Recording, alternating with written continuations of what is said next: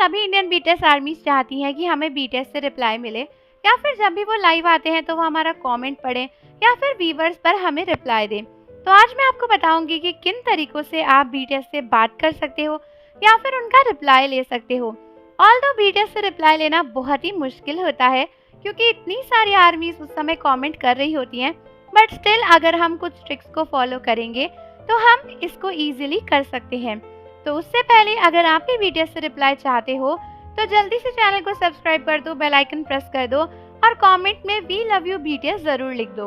तो आर्मी सबसे पहले तो बीटीएस से रिप्लाई लेने के लिए एक चीज काफी जरूरी है और वो है व्यूवर्स का अकाउंट। तो आप सभी के पास व्यूवर्स का अकाउंट जरूर होना चाहिए क्योंकि बीटीएस के मेंबर्स सिर्फ और सिर्फ व्यूवर्स पे ही आर्मीज को रिप्लाई करते हैं, वहीं पे लाइव आते हैं तो वहीं पर लाइव कमेंट का भी रिप्लाई करते हैं।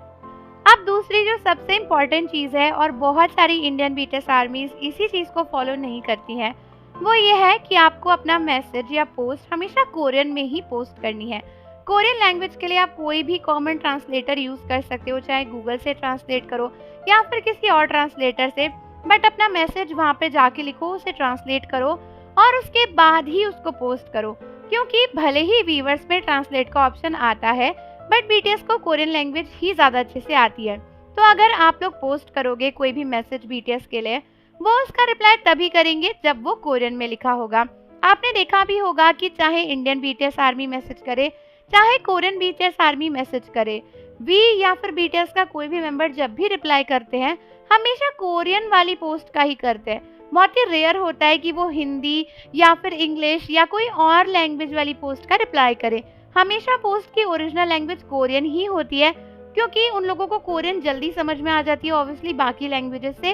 और इतने मैसेज होते हैं कि रैंडमली उन्हें जो भी मैसेज दिखता है ना उनकी अपनी लैंग्वेज में, वो उसी को पहले पढ़ते हैं और रिप्लाई कर देते हैं। ट्रांसलेट करने का टाइम नहीं होता है उनके पास में। और दोस्तों लाइव में भी अगर आप कुछ भी क्वेश्चन पूछना चाहते हो या उनसे कुछ भी बोलना चाहते हो तो हमेशा कोरियन में ही लिखो। अगर आप इंग्लिश में लिख रहे हो या किसी और लैंग्वेज में लिख रहे हो, बहुत कम चांसेस है कि आपको रिप्लाई मिलेगा क्योंकि इतने तेज मैसेजेस और कमेंट्स जाते हैं कि उनको दूसरी लैंग्वेज पढ़ने में बहुत समय लगता है और वो लोग दूसरी लैंग्वेजेस के मैसेजेस लाइव में कभी भी नहीं पढ़ते, बहुत ही रेयरली पढ़ते हैं।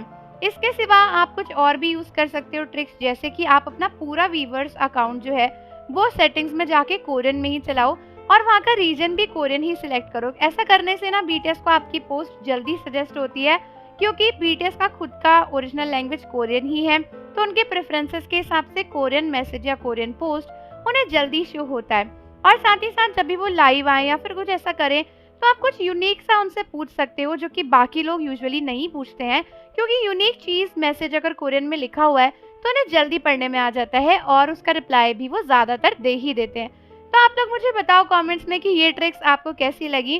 ऑल्दो ज़रूरी नहीं है कि ये सब करके आपको रिप्लाई मिले ही, बट काफ़ी चांसेस बढ़ जाते हैं। तो मुझे कमेंट्स में अपने व्यूज़ बताओ। जाने से पहले चैनल को ज़रूर सब्सक्राइब कर दो, बेल आइकन प्रेस कर दो। मिलते हैं आपसे अगली वीडियो के साथ।